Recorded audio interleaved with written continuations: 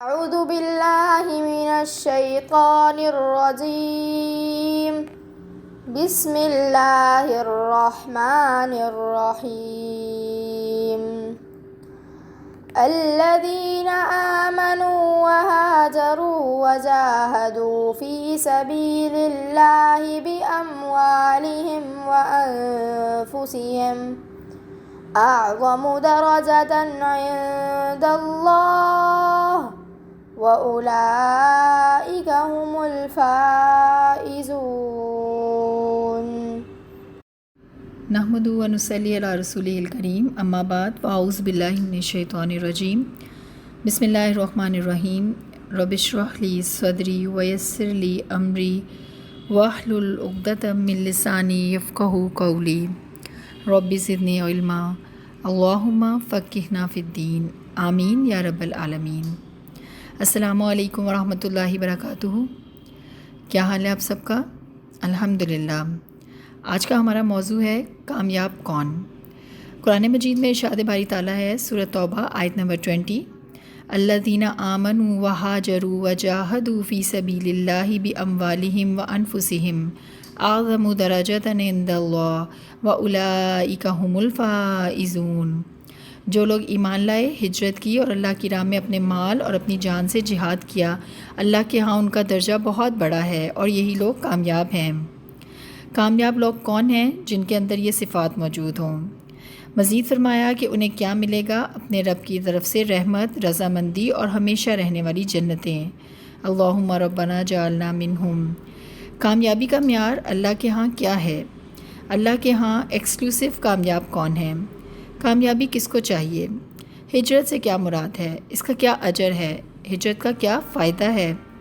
جہاد مال اور جان سے کیسے ہوتا ہے؟ اس کے کیا فائدے ہیں؟ کامیابی کا معیار کیا ہے؟ دنیا میں ہر شخص کامیابی چاہتا ہے. دنیاوی نقطہ نظر سے لوگوں کے اپنے کامیابی کے معیار ہیں. کوئی شہرت حاصل کرنا چاہتا ہے، کوئی Guinness book of world record میں اپنا نام لکھوانا چاہتا ہے. اللہ کے ہاں کون سکسیسفل گروپ ہے؟ کون ہے اصل کامیاب؟ ہجرت کیا ہے؟ ہجرت کے لغوی معنی ہے ترک کرنا اور اصطلاحی معنی ہے کفر یا شرک کی جگہ کو اسلام کی خاطر چھوڑنا. مسند احمد کی روایت میں آتا ہے، والمجاہد من جاہد نفسہ فی طاعت اللہ والمہاجر من ہجر الخطایا والذنوب. مجاہد وہ ہے جو اپنے نفس سے جہاد کرے اللہ کی اطاعت میں، اور مہاجر وہ ہے جو برے کاموں اور گناہوں سے دور ہو. اسی طرح نبی اکرم صلی اللہ علیہ وسلم سے پوچھا گیا، ای الہجرت افضل؟ قال ان تہجر ما کرہ ربک. مسند احمد. کون سی ہجرت افضل ہے؟ فرمایا کہ تو چھوڑ دے جو تیرے رب کو ناپسند ہو. ہجرت یعنی صرف خطے کو چھوڑ دینے کا نام نہیں. ہماری ہجرت آج کے دور میں جسمانی نہیں، دین کی خاطر من پسند چیزیں چھوڑنا، لا علمی سے علم کی طرف آنا، بدعتوں سے سنتوں کی طرف آنا، ظلم سے عدل کی طرف، گناہوں سے نیکیوں کی طرف آنا، اپنے کمفرٹ زون کو چھوڑنا، جانی پہچانی جگہوں کو چھوڑنا. ہجرت اپنی بری عادات، رسومات، دوست، ماحول، مجالس، گناہ کو چھوڑنے کا نام ہے. ایسی ویب سائٹس، ایسے لنکس کو چھوڑنا جو گناہ کی دعوت دیں. ایسی جگہوں، ایسے مناظر سے ذہنی ہجرت کر لینا، ذہنی طور پر ڈیٹیچمنٹ کر لینا. ایسی جاب چھوڑ دینا جہاں اللہ کے احکامات کی پابندی نہ ہو سکے، غرض کہ اپنی ترجیحات، اپنا لائف سٹائل بدل لیا جائے. ہجرت کا کیا فائدہ ہے؟ سورۃ النساء آیت نمبر 100 میں فرمایا، وَمَن یُہاجر فِی سَبِیلِ اللَّهِ یجد فِی الْأَرْضِ مُرَاغَمًا کَثِیرًا وَسَعًا. جو بھی اللہ کی راہ میں ہجرت کرے گا وہ زمین میں بہت سی قیام کی جگہیں پائے گا.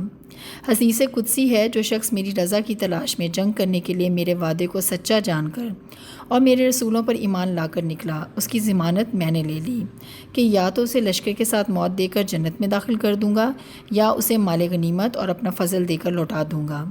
اور اگر وہ اللہ کا فضل پا کر مر جائے یا قتل کر دیا جائے یا اونٹ یا گھوڑے سے روند ڈالا جائے یا کسی جانور سے ڈس لیا جائے یا اپنے بستر پر اپنی طبعی موت سے مر جائے تو وہ بھی شہید ہے. طبرانی. ابن عباس رضی اللہ عنہما بیان کرتے ہیں کہ حمزہ بن جندب رضی اللہ عنہ اپنے گھر سے ہجرت کے لیے نکلے اور آپ صلی اللہ علیہ وسلم تک پہنچنے سے پہلے ہی راستے میں ان کا انتقال ہو گیا. اس پر یہ آیت یعنی آیت نمبر 100 نازل ہوئی. مہاجرین کی کیا فضیلت ہے؟ آل عمران 195 انی لا اضیع عمل عامل منکم من ذکر او انثی بعضکم من بعض فالذین ہاجروا واخرجوا من دیارہم وأوذوا فی سبیلی وقاتلوا وقتلوا لأکفرن عنہم سیئاتہم ولأدخلنہم جنات تجری من تحتها الانہار ثوابا من عند اللہ واللہ عندہ حسن الثواب۔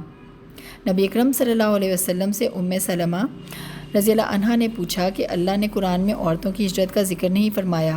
اس پر یہ آیت اتری، یعنی کیا ہوتا ہے ہجرت کا فائدہ؟ سب کے گناہ معاف کر دیے جاتے ہیں، جنت میں داخلہ ملتا ہے، یہ سب سے بڑی کامیابی ہے۔ صحیح مسلم کی روایت میں آتا ہے وَأَنَّ الْهِجْرَةَ تَهْدِمُ مَا كَانَ قَبْلَهَا، اور بے شک ہجرت مٹا دیتی ہے جو کچھ اس سے پہلے ہے۔ طاقت کے باوجود ہجرت نہ کرنے والوں کا انجام کیا ہوگا؟ فرمایا سورہ النساء آیت نمبر 97، ترجمہ: جو لوگ اپنی جانوں پر ظلم کرنے والے ہیں، جب فرشتے ان کی روح قبض کرتے ہیں تو پوچھتے ہیں کہ تم کس حال میں تھے؟ یہ جواب دیتے ہیں کہ ہم زمین میں کمزور اور مجبور تھے۔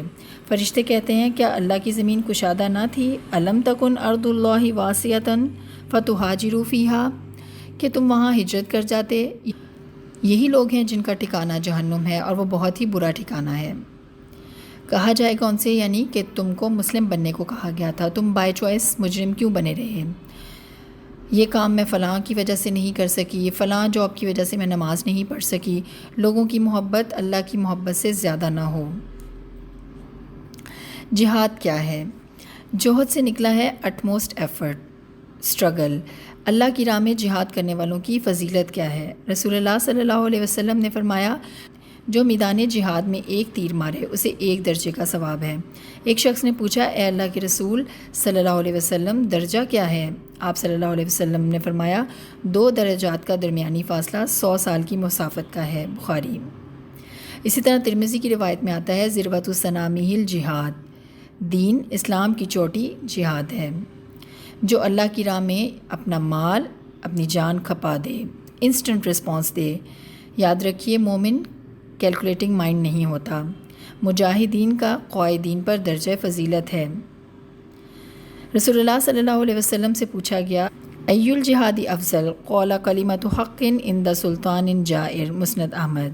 کون سا جہاد افضل ہے؟ فرمایا حق کی بات جابر حاکم کے سامنے کہنا، جو عذر شرعی کی وجہ سے جہاد میں شریک نہ ہو سکے۔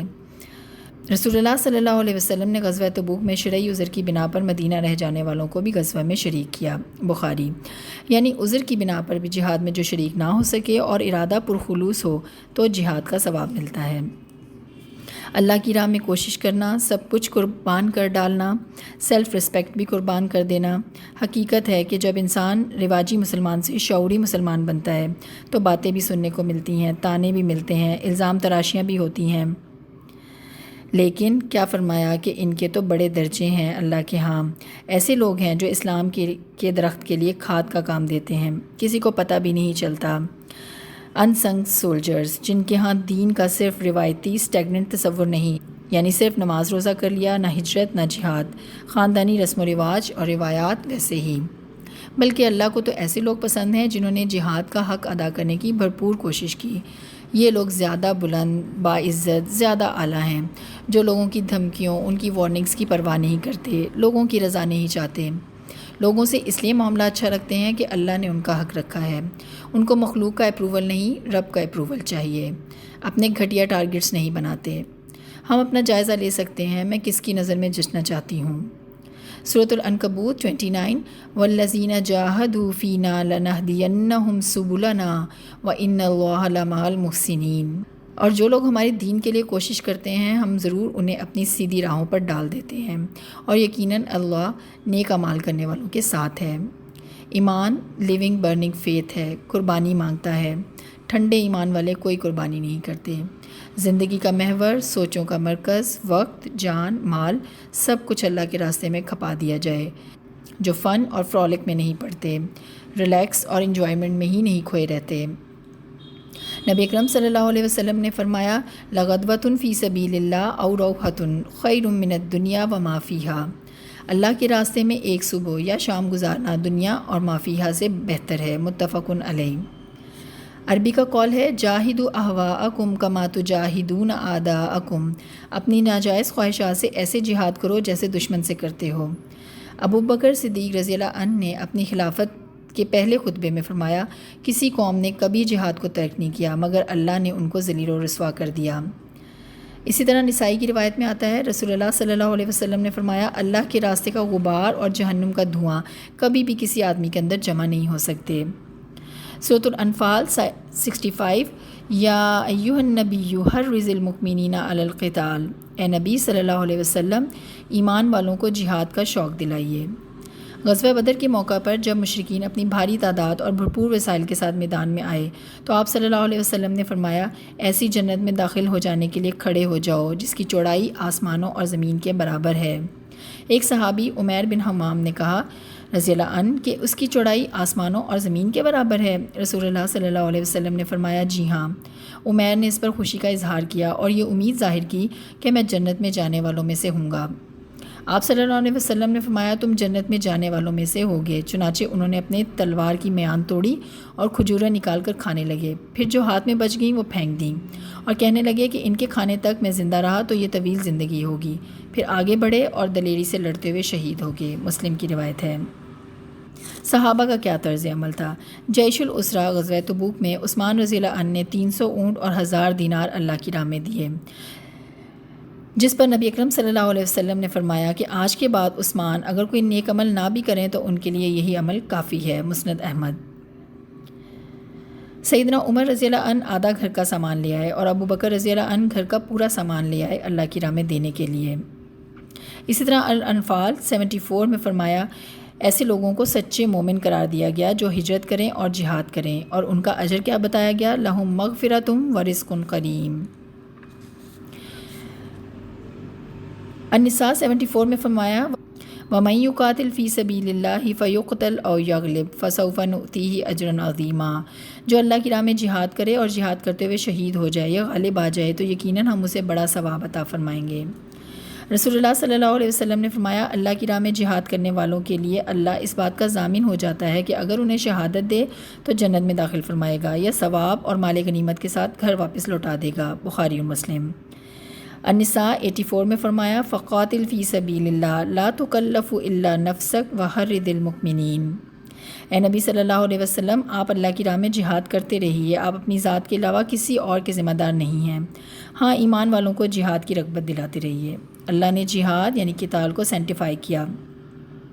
سورۃ التوبہ 111 ان اللہ اشتری من المؤمنین انفسهم واموالهم بان لهم الجنہ یقاتلون فی سبیل اللہ فیقتلون ویقتلون، بے شک اللہ نے مومنوں سے ان کی جان اور مال کو اس بات کے بدلے میں خرید لیا ہے کہ ان کو جنت ملے گی۔